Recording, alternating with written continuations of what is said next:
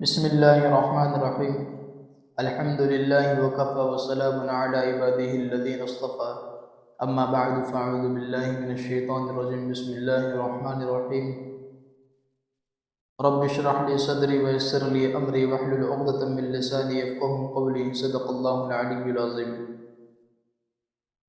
محترم حضرات، گزشتہ آیت نمبر 11 سے 16 تک کا ترجمہ اور اس کی مختصر تفسیر آپ حضرات کی خدمت میں پیش کی تھی۔ امید کرتا ہوں کہ آپ کو سمجھ میں آئی ہوگی۔ ان آیتوں میں اللہ تبارک و تعالیٰ نے منافقوں کا حال بیان کیا تھا۔ آج ہم جن آیتوں کا ترجمہ اور تفسیر سنیں گے اس میں بھی اللہ تبارک و تعالیٰ منافقوں کا حال بیان کرتے ہیں۔ گزشتہ کی آخری آیت میں بتایا گیا تھا کہ اللہ تبارک و تعالیٰ نے منافقوں کو ان کے کرتوت کی وجہ سے ڈھیل دے رکھی تھی کہ ان کے دوگلے پن کی وجہ سے انہیں دنیا میں سزا نہیں مل رہی تھی، جس کی وجہ سے وہ یہ سمجھ رہے تھے کہ ہماری تدبیریں کامیاب ہوگی۔ چنانچہ ان کے ایسا سمجھنے کی وجہ سے وہ اپنی اس گمراہی میں اور مضبوط ہوتے گئے، لیکن آخرت میں اللہ تبارک و تعالیٰ کی جانب سے ان پر ایک دم پکڑ ہوگی۔ تو اللہ تبارک و تعالیٰ نے ان کے کرتوتوں کی انہیں دنیا میں سزا نہیں دی۔ اس بات کو قرآن کریم میں ان الفاظ سے تعبیر کیا گیا کہ اللہ تبارک و تعالیٰ بھی ان سے مذاق کرتا ہے۔ اگلی آیتوں میں اللہ تبارک و تعالیٰ منافقوں کا حال مثال کے ذریعے سمجھا رہے ہیں۔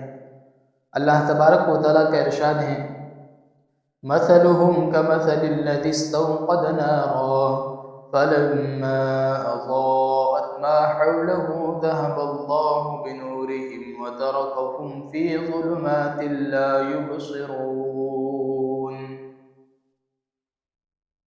ان کی مثال اس شخص کے جیسی ہے جس نے ایک آگ روشن کی، پھر جب اس آگ نے اس کے ماحول کو روشن کر دیا تو اللہ تبارک و تعالیٰ نے ان کا نور چھین لیا اور انہیں اندھیریوں میں چھوڑ دیا کہ انہیں کچھ سجائی نہیں دیتا۔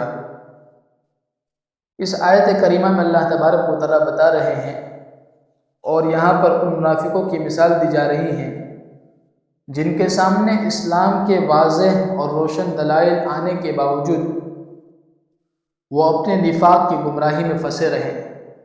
اس آیت کریمہ میں اسلام کے واضح اور روشن دلائل کو آگ کے ذریعے سمجھایا گیا۔ جس طرح آگ روشن کرنے سے اس کے آجو باجو کی ساری چیزیں روشن ہو جاتی ہیں اور نظر آنے لگتی ہیں، اسی طرح اسلام کے دلائل سے حقیقتیں بھی ان کے سامنے واضح ہو جاتی تھی۔ پھر اللہ تبارک و تعالیٰ نے ان کے اس ضد اور ہٹدرمی کی وجہ سے ان سے حق کو دیکھنے کی صلاحیت کو چھین لیا۔ اگلی آیت میں اللہ تبارک و تعالیٰ فرماتے ہیں، صم بکم عمی فہم لا یرجعون، کہ وہ بہرے ہیں، گونگے ہیں، اندھے ہیں، چنانچہ اب وہ واپس نہیں آئیں گے۔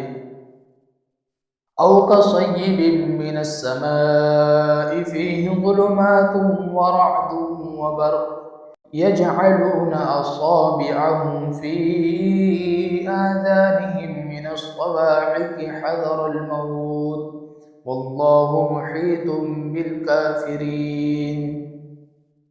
یا پھر ان منافقوں کی مثال ایسی ہیں جیسے آسمان سے برستی ایک بارش ہو جس میں اندھیریاں بھی ہوں اور گرج بھی ہو اور چمک بھی ہو۔ وہ کڑکوں کی آواز پر موت کے ڈر سے اپنی انگلیاں اپنے کانوں میں ڈال دیتے ہیں، اور اللہ تبارک و تعالیٰ نے کافروں کو گھیرے میں لے رکھا ہے۔ اس آیت میں دو باتوں کو سمجھایا گیا ہے۔ پہلی بات تو یہ ہے کہ اوپر کی آیت میں جو منافقوں کا تذکرہ کیا گیا، منافقوں کی مثال دی گئی، تو وہ مثال ان منافقین سے متعلق تھی جن کے سامنے اسلام کے روشن اور واضح دلائل آ جانے کے باوجود بھی خوب سوچ سمجھ کر کفر اور نفاق کا راستہ پسند کیا۔ لیکن اس آیت کریمہ میں منافقین کے اس گروہ کی مثال دی جا رہی ہے جو اسلام لانے کے بارے میں تذبذب کا شکار تھے۔ جب اسلام کی حقانیت کے دلائل ان کے سامنے آتے تو ان کے دل میں اسلام کی طرف جھکاؤ پیدا ہوتا اور وہ اسلام کی طرف بڑھنے لگتے۔ لیکن پھر جب اسلامی احکام کی ذمہ داریاں اور حلال و حرام کی باتیں سامنے آتی تو وہ اپنی خود غرضی کی وجہ سے رک جاتے، اس پر عمل نہیں کرتے اور احکام کو قبول نہیں کرتے۔ تو یہاں پر اسلام کو ایک برستی ہوئی بارش کے ذریعے سمجھایا گیا اور اس میں کفر اور شرک کی خرابیوں کا جو بیان ہے تو اللہ تبارک و تعالیٰ نے اسے اندھیریوں سے سمجھایا، اور اس میں کفر اور شرک پر عذاب کی جو دھمکیاں دی گئی ہیں تو اللہ تبارک و تعالیٰ نے اسے گرج کی آواز کے ذریعے سمجھایا کہ جس طرح گرج کی آواز کان میں پڑنے سے وہ ڈر کی وجہ سے کان میں انگلیاں ڈال دیتے ہیں، تو اسی بات سے اللہ تبارک و تعالیٰ نے بات کو سمجھایا۔ بہرحال قرآن کریم میں حق کے جو دلائل ہیں اور حق پر عمل کرنے والوں کے لیے جنت کے جو وعدے کیے گئے ہیں انہیں بجلی کی روشنی سے سمجھایا گیا کہ جب یہ روشنی ان کے سامنے چمکتی ہے تو بجلی کی روشنی سے راستہ کیا ہے نظر آنے لگتا ہے۔ تو یہاں پر بات کو بجلی کی روشنی سے سمجھایا گیا کہ جب یہ روشنی ان کے سامنے چمکتی ہیں تو وہ چل پڑتے ہیں، مگر پھر کچھ دیر میں ان کی خواہشات کی تاریک ان پر چھا جاتی ہیں جس کی وجہ سے وہ کھڑے رہ جاتے ہیں۔ دوسری بات اللہ تبارک و تعالیٰ نے اس آیت کریمہ میں یہ بتائی ہے کہ جب قرآن کریم کفر اور فسق پر عذاب کی وعیدیں سناتا ہے تو یہ اپنے کان بن کر کے یہ سمجھتے ہیں کہ ہم عذاب سے محفوظ ہو گئے، حالانکہ اللہ تبارک و تعالیٰ نے تمام کافروں کو گھیرے میں لے رکھا ہے، وہ اس سے بچ کر نہیں جا سکتے، لیکن وہ یہ سمجھتے تھے کہ بھئی ہم عذاب کی آیت کو نہیں سنتے تو ہمارے لیے عذاب نہیں ہوگا، جس کو دوسرے الفاظ میں یوں کہیے کہ میٹھا میٹھا ہپ ہپ کڑوا کڑوا تھو تھو، یعنی جو اچھا لگا لے لیا، جو اچھا نہیں لگا وہ چھوڑ دیا۔ ان کی یہ صفات تھی۔ اللہ تبارک و تعالیٰ اس صفات سے ہماری حفاظت فرمائے۔ اگلی آیت میں اللہ تبارک و تعالیٰ فرماتے ہیں یکاد البرق یخطف ابصارهم كلما اضاء لهم مشوا فيه واذا اظلم عليهم قاموا ولو شاء الله لذهب بسمعهم وابصارهم ان الله على كل شيء قدير، جس کا ترجمہ ہے کہ ایسا لگتا ہے کہ بجلی ان کی آنکھوں کو اچک لے جائے گی۔ جب بھی بجلی ان کے لیے روشنی کر دیتی ہیں تو وہ اس روشنی میں چل پڑتے ہیں، اور جب وہ ان پر اندھیرا کر دیتی ہیں تو وہ کھڑے رہ جاتے ہیں۔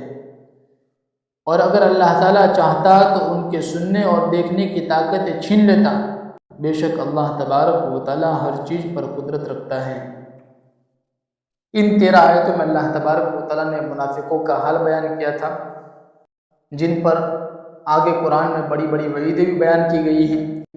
تو اللہ تبارک و تعالیٰ سے دعا کرتے رہنا چاہیے کہ اللہ تبارک و تعالیٰ نفاق کے بدتر عمل سے اپنی پناہ میں رکھے۔ اس کے بعد کی اگلی آیت میں اللہ تبارک و تعالیٰ نے جو اسلام کا بنیادی عقیدہ ہے توحید، اس کی دعوت دی ہے، اس کو انشاءاللہ آئندہ سنیں گے۔ اللہ تبارک و تعالیٰ سے دعا ہے کہ جو اپنا وقت نکال کر ان باتوں کو سنتے ہیں، سمجھتے ہیں، اللہ تبارک و تعالیٰ انہیں دنیا اور آخرت کے بھلائیاں نصیب فرمائے۔ جو بیمار ہیں اللہ تبارک و تعالیٰ انہیں شفائے کاملہ عطا فرمائے۔ جو پریشان حال اللہ تبارک و تعالیٰ ان کی پریشانیوں کو دور فرمائے۔ جو مظلوم ہیں اللہ تبارک و تعالیٰ انہیں ظلم سے نجات دلائے۔